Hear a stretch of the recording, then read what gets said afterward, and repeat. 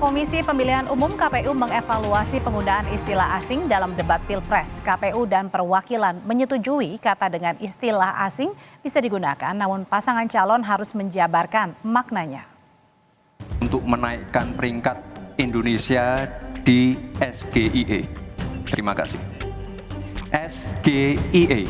Terus terang SGIE saya nggak paham. SGIE itu apa? Ya mohon maaf kalau pertanyaannya agak sulit ya Gus. Terima kasih. Pak Prof Mahfud menjawab 2 menit, tapi pertanyaan saya belum dijawab sama sekali Pak. Apa regulasinya Pak untuk carbon capture and storage? Simpel sekali Pak pertanyaan saya Pak. Mohon dijawab Pak.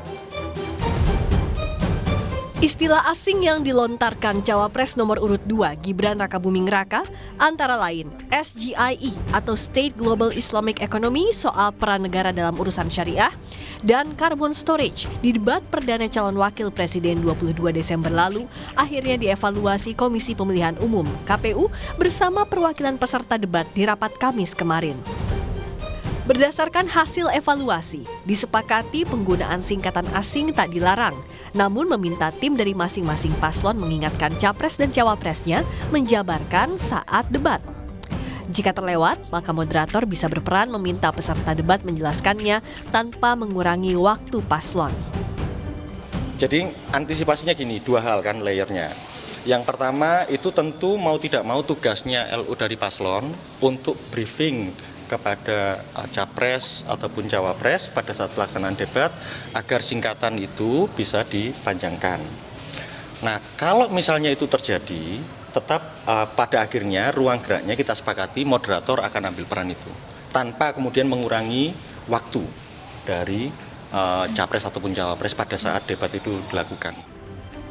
Pengajar Jentera Institut Bivitri Susanti mendukung langkah KPU soal evaluasi aturan ini.